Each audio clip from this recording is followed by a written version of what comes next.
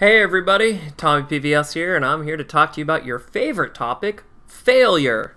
Okay, probably being a little sarcastic, but it is important to talk about failure and how to use it, because you can use it to your advantage. But first off, I'm going to come out and say it, and this is going to be a little controversial. I really don't think it's your fault. I think our generation, millennials, have kind of had a rough bat, and I know that's not a popular thing to say. It's really popular now to just blame millennials and make jokes, and even I make jokes here and there, but a lot of the failure that you are experiencing right now is not your fault. And the reality is, nobody's preparing you properly for the real world. These schools are more than happy to give you these liberal arts degree as if that piece of paper is somehow your golden ticket to the real world, and that's so far from the truth. So many of the career service centers, especially in the middle of the country, are really not prepared to get you to where you need to be. And I know I personally experienced it. A lot of these institutions, I think one of the reasons we go to the really good institutions in DC and those well-known schools is because we want those professors who have gone out and done it.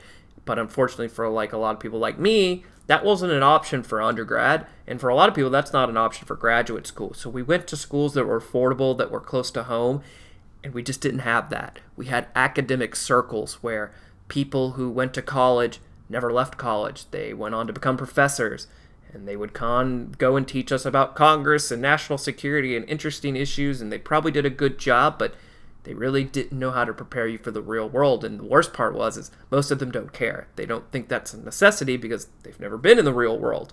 So therefore, in their head, this degree they're going to give you is this golden ticket to go have the world as your oyster. And maybe in the 70s or 80s that was the fact, but it's just not reality anymore. So many people have college degrees now. So many people have degrees in political science, international relations, public policy, whatever, and it's really tough out there. A lot of you know my story, the effing Google it story I love to tell, that I was a senior in undergrad and went to my career advisor, and their advice for me was Google it. They really didn't know what to tell me, and that was, I think, the birth of DC Hopefuls. I mean, DC Hopefuls wouldn't become a reality probably for another 8 or 9 years, but I think that was maybe the moment deep down inside of me I knew I had to change how the world was playing out. Failure sucks. I never really had a lot of failure before.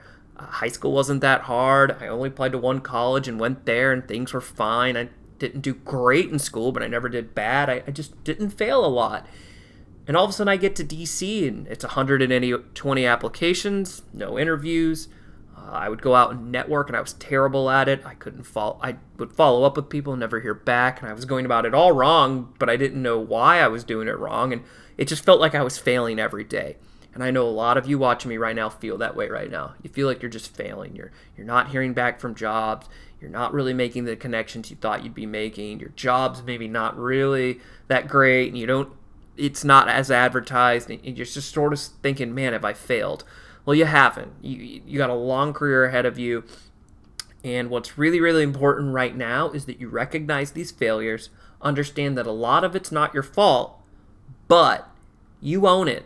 Nobody else owns it. It doesn't matter whose fault it is. It's your life. It's your career. So what are you going to do about it? I would recommend stop doing the blame game. I have a great blog on my website. I'd recommend checking it out. And it's something I had to learn. I had to stop blaming my school, blaming my parents, blaming Congress, blaming the president, blaming the economy. I had to stop blaming my bosses. And I had to just own it. This is my life, it's my situation, and I got to do something about it. And that's really when I went out and started learning all of these things, what the steadfast spirit really was, and that's how I turned my life around. And I've tried to make that so much easier for you guys by creating DC Hopefuls, DC Boot Camp, which is a great 16-module course that I highly recommend, and it's totally free to anybody who signs up for DC Hopefuls Fellowship, which is that organization I've created to try to make failure as small as possible and as short as possible. I want to minimize everybody's failure, and so you don't have to go through all the heartache that I did. So my question is to you, what are your failures, but more importantly, what are you going to do about it? I hope you choose to do something about it, because you deserve the career of your dreams. Anyway, that's it for this week. Kept it pretty short. I will be talking to you guys again very soon. And until then, stay steadfast.